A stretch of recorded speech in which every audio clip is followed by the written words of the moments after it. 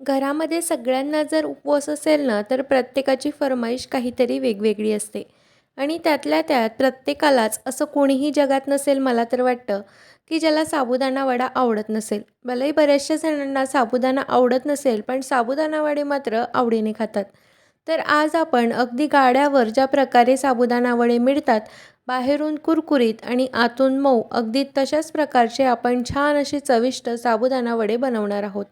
काही सिक्रेट टिप्ससुद्धा आहेत. जर त्या तुम्ही फॉलो केल्यात तर अगदी परफेक्ट साबुदाणा वडे ज्या प्रकारे बनवले जातात, अगदी तशाच चवीचे साबुदाणा वडे आपले घरी तयार होतात.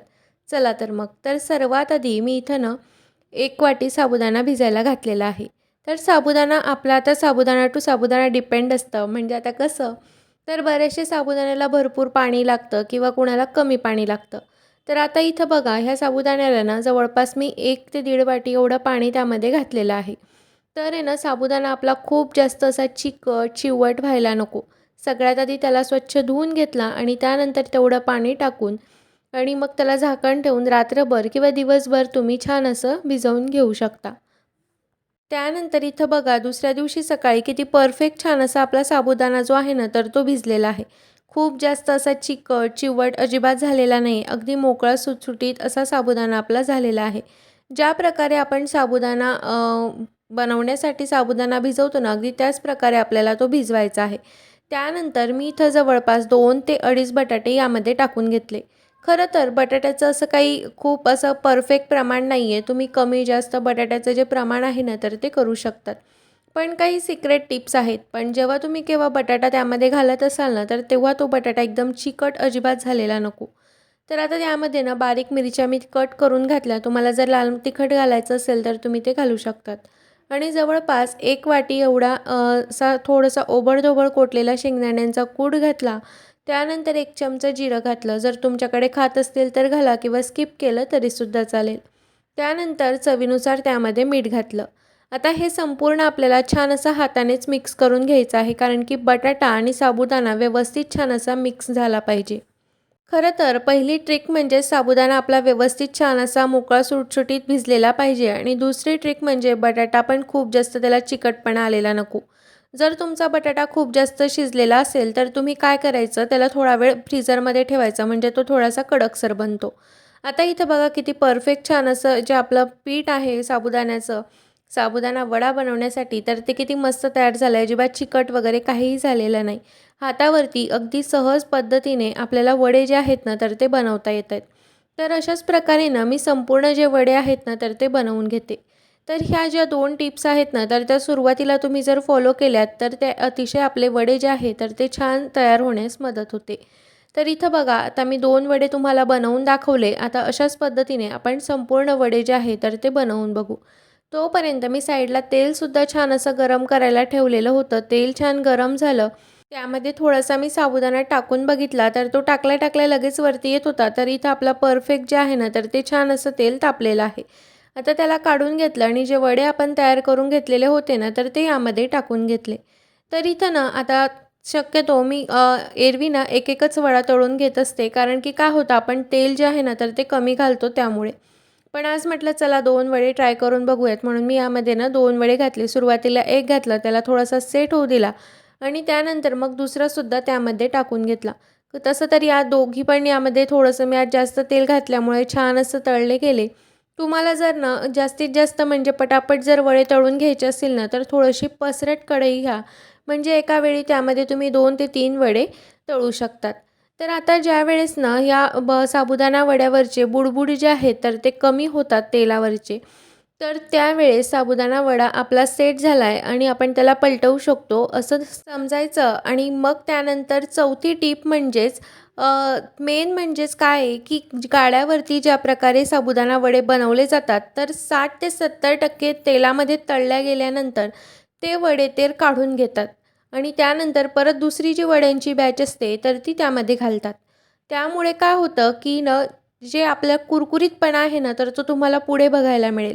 त्यानंतर मग तिसरा वडासुद्धा मी टाकून घेतला आणि त्यालासुद्धा छान असं 60 ते 70% तळून घेतलं आणि त्यालासुद्धा काढलं आणि जे आधीचे आपले आता 2 वडे होते ना, तर ते त्यामध्ये टाकून घेतले. म्हणजेच काय होतं, की ते तोपर्यंत संपूर्ण थंड होतात आणि आता काय करायचं, गॅसची जी फ्लेम आहे ना, तर ती हाय करायची. सुरुवातीला ज्यावेळेस आपण वडा तळतो, तर त्यावेळेस गॅसची फ्लेम मीडियम टू लो ठेवायची आणि ज्यावेळेस आपण त्यांना काढून परत टाकतो, तर त्यावेळेस गॅसची फ्लेम हाय ठेवायची. यामुळे काय होतं, की वडा जो आहे, तर 60-70% मध्ये आपला आतूनसुद्धा शिजतो आणि बाहेरूनसुद्धा छान असा फ्राय होतो.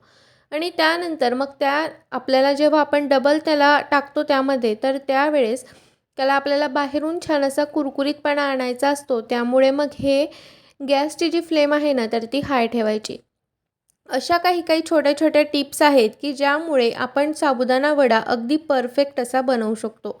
तर आता इथं बघा हळू करून आहे ना, मी अलट-पलट करून छान असा त्याला गोल्डन ब्राउन कलर जशा प्रकारचे असतो ना, तर तसंच आपल्याला बाहेर गाड्यावरती अगदी दिसतात तशाच प्रकारचा आपलासुद्धा घरच्या घरी परफेक्ट असा साबुदाणा वडा तयार होतो. आणि इवन म्हणजेच ते छान असे फुलतात सुद्धा. तर इथं बघा तुम्हाला दिसत असेल किती छान असा कलर आलेला आहे ना. अगदी सेम ज्या प्रकारे गाड्यावरती येतो तसाच आणि बाहेरून एकदम कुरकुरीत आणि आतून एकदम सॉफ्ट असा आपला वडा हे तयार होतात. तर सेम प्रोसेसने मी तो तिसरा वडा जो होता तर तो सुद्धा तळून घेतला आणि अशा प्रकारे आपल्या इथे मस्त असे जे वडे आहेत ना तर ते तयार झालेले आहेत. खूप सोपी पद्धत आहे. अगदी झटपट तयार होतात आणि कुठल्याही तुम्ही जरी मेजरमेंट न घेता जरी वडे बनवलेत ना तरीसुद्धा तुमचे वडे जे आहेत तर ते छान असे तयार होतात. फक्त बटाटा खूप जास्त अगदी शिजलेला नको आणि साबुदाणा जो आहे तर तो सुद्धा तसा नको. आता त्यानंतर आपण त्याच्यासोबत खाण्यासाठी छान अशी दह्याची चटणी बनवणार आहोत. त्यासाठी मी मिक्सरच्या जारमध्ये थोड्याशा ज्या मिरच्या आहेत हिरव्या मिरच्या तर त्या भाजून घेतल्या आणि 1 वाटी शेंगदाण्यांचं दाणे जे आहेत तर ते घातले आणि थोडंसं अर्धा वाटीच्या आसपास दही घातलं आणि थोडंसं जे आहे ना तर तुम्हाला वाटलं तर पाणी घाला किंवा स्किप केलं तरीसुद्धा चालेल आणि चवीनुसार त्यामध्ये मीठ घालायचं. आता ना यामध्ये आपल्याला साखरसुद्धा घालायची. तुम्हाला जर साखर नको हवी असेल तर तुम्ही त्याऐवजी गुळाचा सुद्धा या ठिकाणी वापर करू शकतात. पण शक्यतो साखरच घाला कारण त्यामुळे टेस्ट जी आहे तर ती खूप छान येते. तर मला चटणी थोडीशी पातळ हवी होती त्यामुळे मी त्यामध्ये अगदी थोडंसं पाणीसुद्धा घातलं. आता हे छान असं मिक्सरमधून वाटून घेऊ. तर आता इथं बघा आपली चटणी जी आहे ना तर ती छान अशी तयार झालेली आहे. खरं तर अशा प्रकारची दह्याची चटणी ना गाड्यावरती सुद्धा मिळते. ती चटणी आणि साबुदाणा वडा याचं कॉम्बिनेशन जे आहे ना तर ते सगळ्यात बेस्ट आहे. त्यानंतर तडका पॅनमध्ये छान तेल कडकडीत गरम करून घेतलं आणि त्यामध्ये 1 चमचा भरून जिरं घातलं आणि त्यावरती छान अशी फोडणी जी आहे ना तर ती तयार करून घेतली आणि चटणीवरती घातली. अशा प्रकारची दह्याची चटणी वड्याबरोबर अगदी परफेक्ट असं कॉम्बिनेशन आहे. तर तुम्हीसुद्धा माझ्या काही टिप्स आणि ट्रिक्स वापरून ना अशा प्रकारचे छान असे कुरकुरीत, बाहेरून कुरकुरीत आणि आतून अगदी सॉफ्ट असे साबुदाणा वडे बनवू शकता.